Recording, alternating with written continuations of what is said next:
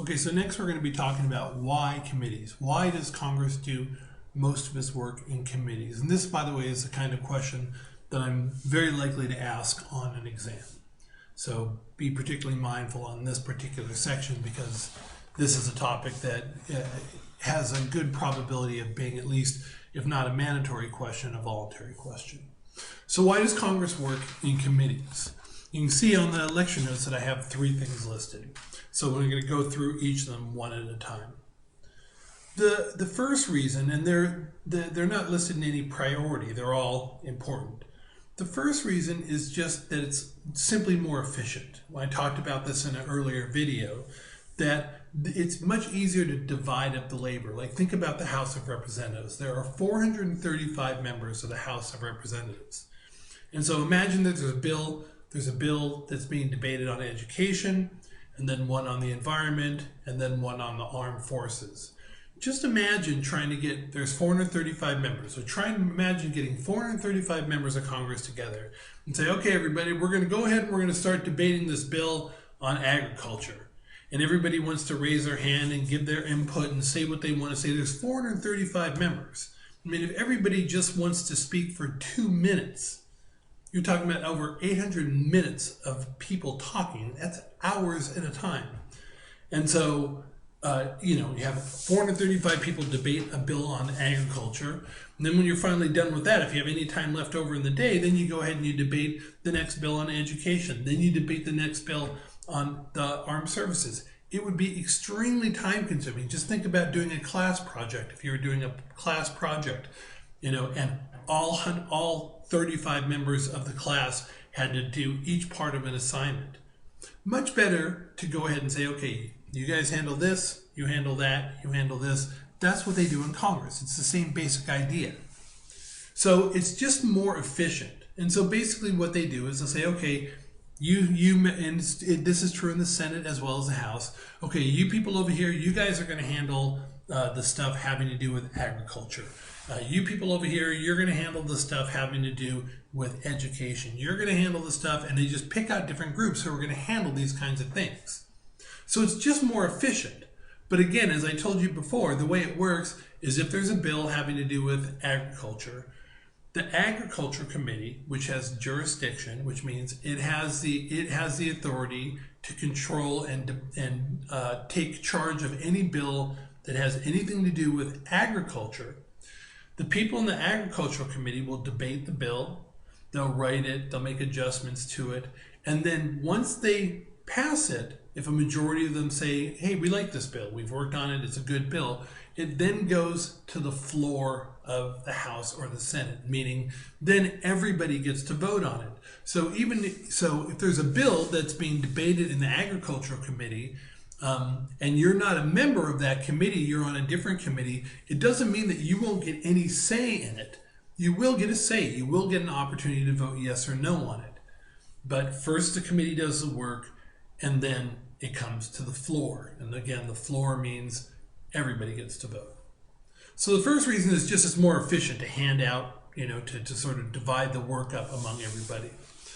The second reason that it's useful to divide things up into committees is, along with what I was just saying, is that let's say you're on the Agricultural Committee, so you're somebody who's on the Agricultural Committee. So anytime there's a bill that has anything to do with agriculture, it comes to your committee. Well, if you're dealing with bill after bill after bill after bill dealing with agriculture, you're eventually going to become somewhat of an expert on agriculture. You're going to know agricultural policy. You're going to understand it better than somebody who's always going ahead and doing bills on banking, or somebody who's doing bills on national defense or education. And so by having people work in committees, not only is it more efficient, but it allows people on the committee to develop a certain amount of expertise in the topic. And so that winds up being good in a way, so that if there's a bill having to do with agriculture, then what happens is you have the people who are experts in the policy of agriculture, have them write the bill, have them drop the bill, have them debate it, them come up with the best bill that they think should be passed, and then it can come to the floor where everybody gets to vote on it. So by saying to members of Congress, you get to be on this committee and that committee and this committee, In the committees that they're on, because members of Congress are usually on more than one committee, there are 3 or 4 committees, they'll develop, if they keep getting elected over and over again, they'll develop a certain amount of expertise in their field. And that also can be helpful. And then lastly, the reason that they work in committees is that members of Congress can improve their chances of being reelected by being on certain committees. So if you take a look at your net lecture notes, I have a question that I posed to you. So what I want you to do is I'll read the question, and then what I want you to do is I want you to go ahead and pause this and write an answer to the question. And then, so I'm just going to read the question. When I'm done, pause this, and then write in your answer, and then I'll come back and I'll tell you what I think the right answer is. So here's the question. You are a member of Congress. Remember, MC is member of Congress. You are an MC representing the state of Nebraska. You can request to be on the House Armed Services Committee or the House Committee on Agriculture. There are no military bases in your congressional district. There are thousands of farms in your congressional district. 5% of your constituents are veterans. 95% of your constituents are involved in farming. Which committee would you want to be on and why? Okay, so now just go ahead and pause this and try not to pause it where I have a stupid expression on my face, and then write out your answer and then come back.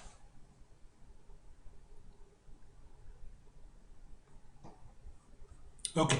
So hopefully you've actually done this, and it's very useful for you to actually write these things out. So don't just wait until I tell you what the answer is. It's very useful for you to sort of think it out, try and write an answer, because when we're in class and you're taking an exam, that's what you're going to have to do. You're going to have to think for yourself in the moment, so it's a good idea to really practice this. So if you didn't really write an answer, pause me and write your answer, but I'm just going to continue. In a case like that, if you're a member of Congress, representing the state of Nebraska, and you know that all there are farms growing tons of corn and everybody in your district is a farmer, you're going to want to be on the Agricultural Committee. Why? Because if they have a concern about rules or laws having to do with farming, you're going to be on a committee that can do something about it. You're going to be able to do something that's going to help 95% of your constituents. If you're on the Armed Services Committee, you're going to be able to help 5% of your constituents, and that's not going to be as good for you. Now, it doesn't mean it would be bad to be on the Armed Services Committee. You might want to be on the Agricultural Committee and the Armed Services Committee. That would be helpful, right? But if you have to choose between those two, you're going to want to be on a committee that's going to help you help your constituents, right? That's the idea.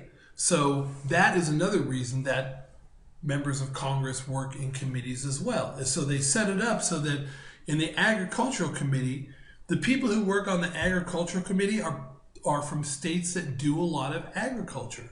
So you won't see somebody who's from Manhattan or from Long Beach, a representative from Manhattan or Long Beach on the Agricultural Committee. But you won't see somebody from Oklahoma or Nebraska being on the Banking Committee, because there's probably one bank in Nebraska or Oklahoma. So that's the idea. Members of Congress want to be on committees that will go ahead and help them help their constituents. And that's the end of this lecture.